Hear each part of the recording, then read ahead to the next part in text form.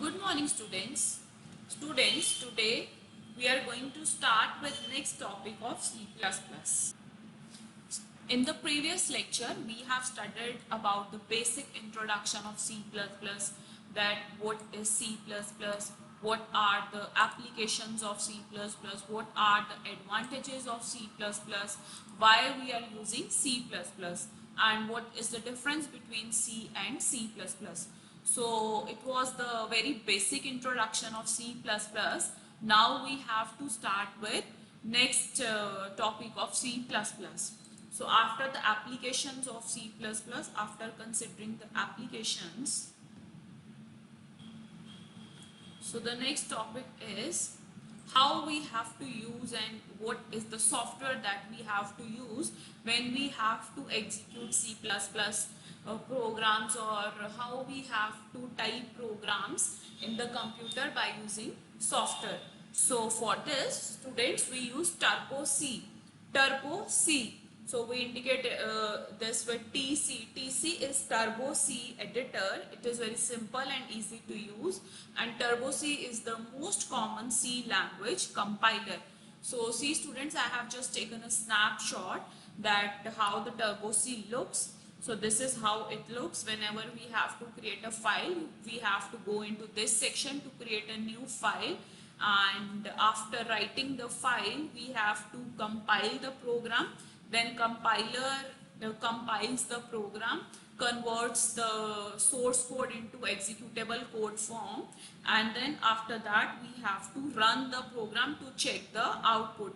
So when we will start with practical section, then I will show you, or I will explain you in detail that how we have to use Turbo C. So this is just a snapshot of Turbo C, that we have to use that software for C++ programs. Now let's move to next topic. The next topic is keywords, tokens and identifiers. So these are very basic terms, and these three terms comes under the basic introduction of C++. Before starting with the programming section of C++, students, it is very important to learn about the definition of every word, because you must know that what are the rules that you have to follow. Because whenever we use any programming language, then every programming language has its own rules. So when we have to execute program, we have to follow that rules. We have to fulfill that rules, because we have to work according to that language. Then only compiler will be able to execute our code. So these are very basic terms. These three terms comes under the basic terminology of C++. So try to understand these three terms in a clear way, so that it is more clear to you that what are keywords, what are tokens, what are identifiers, and why we use it in C++ language. So let's start with the very first, that is keywords. So what is keywords? Keywords are the reserved words.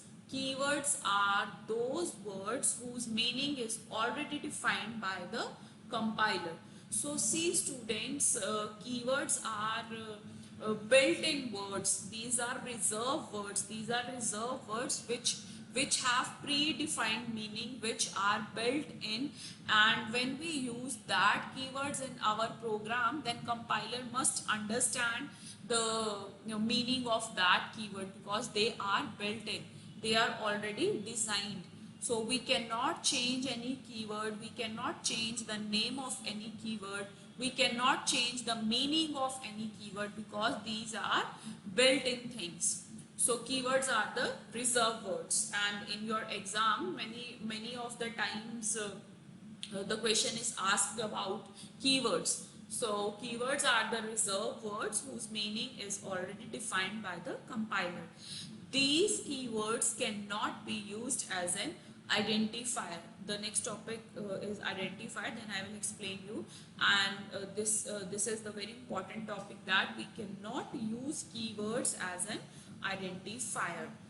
Keywords are the collection of reserved words. I've already told you. So keywords are the reserved words and predefined identifiers. So these are predefined. Predefined means they are already built in, they are already defined.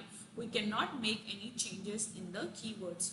So keyword is a reserved word in C++ library with a fixed meaning, and it is used to perform an internal operation. C++ language supports more than 64 keywords. So in C students, every language has different keywords and different number of keywords. So the number of keywords and the name of keywords depends upon the language. So as we are studying C++ language, so it has more than 64 keywords. Now I will show you that what keywords are available in C++ and what are their names. So we have these keywords in C+: auto, break, case, char, const, continue, default, do. So if, go to, for. So for example, here I want to discuss one example on the keywords. For example, students, if we want to apply any condition and we want to apply that condition by using if word. So if is a keyword which is already predefined in C++.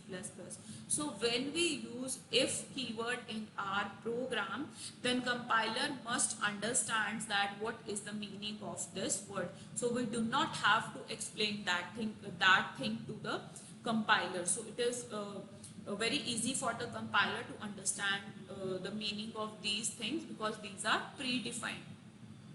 So these all are the keywords: integer, long, register, return, short, sign, size of, static, structure.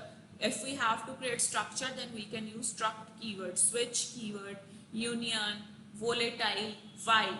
So even in the next part of C++, we have to make use of many of the keywords to understand different concepts. So these all are the keywords of C++. Now let's move to next topic, tokens in C++. So we have studied keywords. What are keywords? Keywords are the reserved words. These are the predefined words which compiler understands. Now we have to study about tokens. So let's start with tokens. Now what is token? Token is the smallest element of a C++ program that is meaningful to the compiler. So it is just a small part of C++ program which is very meaningful to the compiler. The C++ parser is who parse the code, who analyze the code to understand it. So the C++ parser recognizes these kinds of tokens like keywords, identifiers, numeric, boolean and pointer literals. So C++ parser, whenever we use keywords in C++ programmer, as I have told you that in C++ programming we make use of tokens. So if we have we make use of keywords. So if we have used keywords, then tokens help the compiler to understand that the user has used keywords, identifiers, boolean variables, pointer literals. So tokens ultimately helps the compiler to understand the things. So it is each and every word and punctuation that you come across in your C program. So basically it works as it translates the things to compiler. Now the compiler breaks a program into smallest possible units, that is we call it as tokens, and proceeds to the various stages of the compilation. So as there are different stages involved in the whenever we have to compile a program, so compiler breaks the program into smaller units called tokens and then helps the compiler to execute that tokens. Next is a token is divided into 6 different types like keywords, operators, strings, constants, special characters and identifiers. So these all are the different categories and we have to study all these categories. So token basically helps the compiler to understand the things. So students, with this we have studied the second terminology, that is tokens. So in the first terminology we have studied keywords, and in the second terminology we have studied tokens. So tokens helps us to understand the compiler, to understand the thing. So these are very meaningful things to the compiler. Now we have to study identifiers. So what are identifiers and why we use identifiers? Identifiers are just the names. These are just the names that we give to any variable, to anything, and which has which are defined by user. That is you, like we all are users. So it is our choice that whatever name we want to give to any variable and what type of task we want to perform with that variable. So it is our choice. So identifiers provides us facility that we can provide names to variables according to our choice and according to the logic. So these are identifiers. So identifier is nothing but a name assigned to an element in a program. So it is a name that we assign to a program. For example, name of a variable, name of a function, etc. For example, let's suppose I want to create a program that is sum of two numbers, and I want to give a name to my variable as integer a, integer b, and I want to create function as whose name is sum. So this is the user choice that whatever name he or she wants to give to the variable or the function. So this is just because of identifiers, because identifiers provides us that facility.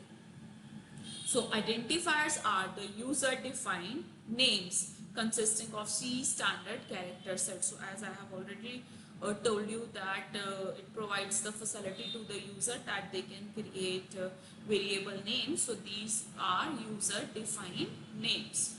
So as the name says, identifiers are used to identify a particular element in a program. Each identifier must have a unique name. So this is very important topic, that this is very important term, that each identifier must have a unique name. So for example, if I am using integer a in my program, so that must be unique. That is, I have to use it only once. I cannot use integer a as in for 3-4 variables, or I cannot repeat that name for any other variable. So that is the condition, that if we are providing names to the variables, that it is mandatory that we have to provide unique names as in, for example, for example, we have a class with 60 students, and there are chances that many of the students have same name. So it creates inconsistency or it creates chaos. So how we can overcome that problem? We can provide roll numbers to every student, and every student has different roll number. So that is the unique property of every student. So similarly, if we have to make use of any variable in a program and we have to provide names to that variable, then they must be unique.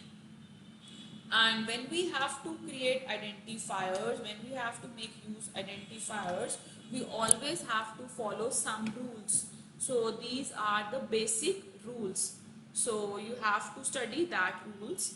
The first rule is the first character must always be an alphabet or an underscore. So if you have to declare a variable, it is conditioned that the first character always start with the alphabet or it always start with underscore. Apart from that, you cannot make use of any other symbol. Next is, it should be formed using only letters, numbers and underscore. Next is, you can only make use of letters, numbers and underscore. You cannot make use of another things instead of these three things. So letters, that is A to Z, you can make use of alphabets, numbers 0 to 9, and you can make the symbol, you can make use of symbol underscore only. Next is a keyword cannot be used as an identifier. Now the third point is we cannot use keyword as an identifier.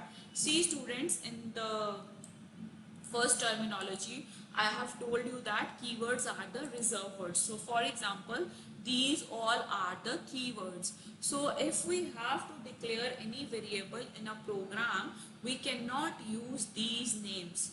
Why we cannot use these names? Because these are predefined names, and compiler is well known with these keywords, and it understands only that functions which are built in. So we cannot redefine these terms. So what are identifiers? Identifiers are the names that we have to provide to the variable. But we can provide any name to the variable, but we cannot provide keyword as an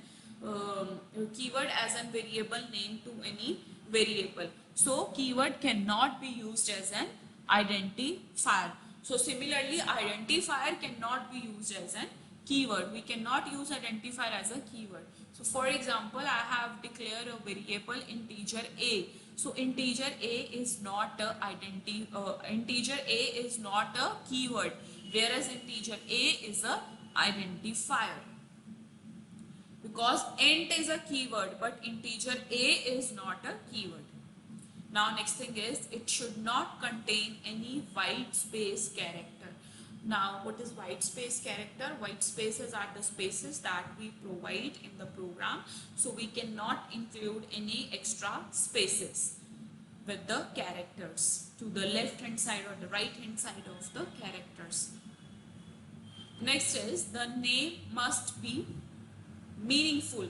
Now what is the meaning of this point? The name must be meaningful means, if we are providing any name to the variable, then it cannot be any random name. So for example, if we are performing sum of two numbers, we cannot write the name as average. We cannot write the name as average, because it creates chaos on the user as well as whom has to use the program. So always use relevant words according to the logic of the program. So this is the reason the name must be meaningful and it must have some proper meaning. So these are identifiers. So with this students, we have discussed in the today's lecture, I have discussed these three very basic terms: keywords, tokens and identifiers. I hope it is clear to you what is keyword. Keywords are the reserved words, and every language has different keywords. Similarly, C++ language has its own keywords. Next is tokens. Tokens are the small things, or you can say this is a parser which is helpful for the compiler to understand the things. Now what is identifier? Identifiers provides us facility to provide names to the variables. Now we have to study variables. So the next thing that we have to start is C++ variables. So today I will give you basic introduction of variable. Now what is variable? Variable is anything that is any variable that we have to use in a program. So for example, if we have to perform sum of two numbers, that is a and b. So for example, I want to perform sum of two numbers a and b. Let's suppose I want to perform a plus b. So a is a variable and b is also a variable, and I have to transfer the result into third variable, that is c. So the meaning of this expression is, we want to add two numbers a and b, and we want to transfer the result into third variable, that is c. So what is this? A is a variable, B is a variable, C is a variable, and this whole is an expression. So whenever we have to use any variable in a program, it is mandatory that we have to declare that variable. So whenever we have to start with the program, we have to declare that program, because we have to tell the compiler that we are using these variables in our program. So what is variable? I have already told you in the identifier that identifiers provides us facility that we can create variables with the names that whatever we want to give to the variable. So what is C++ variable? Variable is an identifier. So variable is an identifier which holds data, and it is a variable which holds data, or another one variable is an identifier whose values can be changed at the execution of the program. So for example, I have shown you two variables A and B. So it is our choice that we can change the names and we can change the values of that variables. So that is variable. So variable is a word that we have to declare. So variable is an identifier. So it is an identifier which can be used to identify input data in a program. So whenever we have to give input in a program, it is mandatory that first of all we have to declare variable, because we have to tell the compiler that we are going to use that variables. So variables are containers for storing data values. So in C++, different types of variables are available. So students, in the tomorrow's video, I will show you that what are the different types of variables are available and how we can use according to their function. So students, I hope it is clear to you that these terminology, it is clear to you that what are these basic terminologies, that is keywords, tokens and variables. So variable is also linked to these parts. So variable is what? Whenever we have to create a variable, we have to declare the variables to tell the compiler that what we are going to use in our program. So that is variable. Now if we want to perform sum of two numbers, so we have to declare variables accordingly. So it also depends on the user, and it also depends on the need that what type of variable user has to use. So C++ provides us facility that we can make use of different types of variables. So tomorrow I will explain you the different categories of C++ variable. So that's all for today. Tomorrow we will start with next topic.